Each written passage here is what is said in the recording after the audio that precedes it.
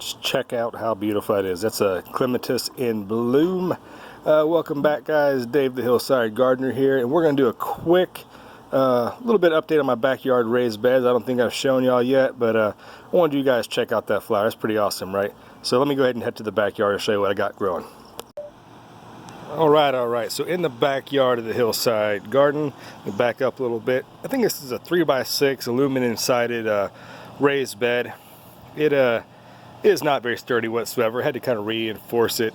Yeah, I thought it was a good idea at the time, but it's what it is. But because of the deer pressure and the deer just ever-present threat, I decided to do this, where I got these PVC pipes I've bent over, and you can kind of tell deer netting right there, just kind of loosely draped over, secured by some rocks. And so far, these are some potatoes. Yeah, I've always wanted to grow some potatoes, and I've tried once or twice in a bucket. It never really worked out. Something always happened, or this didn't do well. So this year I figured, you know what, I'm gonna go ahead and put this potatoes in here. These were some russets, a couple reds, and a couple Yukon Gold that I think we're gonna throw away. They had sprouted up and whatever. So it was in probably early to mid-March. I was like, you know what, why not give it a shot? So put them in there, and those things have done awesome. I filled this bed. I think I may have mentioned how I filled it with some pre-made garden soil, mushroom compost, one of my favorite ingredients to use, just some horse manure, and I think that's about it. I put in this. It's a pretty basic, just standard garden raised bed, soil bed. The first year, like I said, building this up, I'll continue to improve upon that as time goes on. This is a row of arugula that is sprouted up. I need to thin this out, pick some for baby greens. These are some carrots. You can kind of pick those up there. I think these are the Atomic Red. Yeah, Atomic Red. Over here, barely poking up in this section here. See a couple down there. Those are purple carrots, you know. So I mix it up, do something different besides standard yellow carrots. So this is more of a underground root type bed. And if we go over here, this is more of the above ground bed.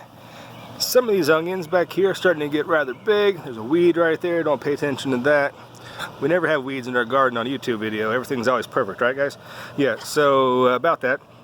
Down here, some more onions developing. Now, these are the bulb onions, and quite honestly, these are kind of mixed together. I had some Walla Walla onions, some Ailsa Craig, and something else. Brunswick, yes, Brunswick red purplish type onions. Those are all mixed together, and you know, it doesn't really matter if they're in rows or not. Onions will make their own space, and the best part is, when you overplant them, as they get to the size you want to eat them, you can pull them out. Gives you more room. The ones that are left behind will start to grow and fill out, and you have a perpetual cycle of onions picking at different stages. These, if you can look in there, these things are huge. They're like pushing up against the netting here. These are turnip greens. Whoa, check down there. Is it gonna pick it up? Right in there, you can see the purple. Yeah, these are the purple, 7-top purple, I think. Yeah, so those are about the size you want to pick those right there when you boil your turnip greens with them. You have a couple little turnips, baby turnips in there mixed in with it. That's awesome. That's some bacon grease, some onions, maybe chop it up. You can't beat that, man. That's an awesome dish. Some spinach right here growing. Just apologize for the deer netting, guys, but it's just too much hassle to take it off, put it back on for this, so we're just gonna go with it.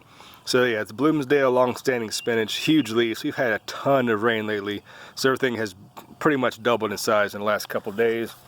Moving along, this is just your standard flat leaf Italian parsley. I love using this stuff fresh. The dried stuff out of spice cabinet or something like that just does not do it justice. You guys use fresh parsley if you're able to.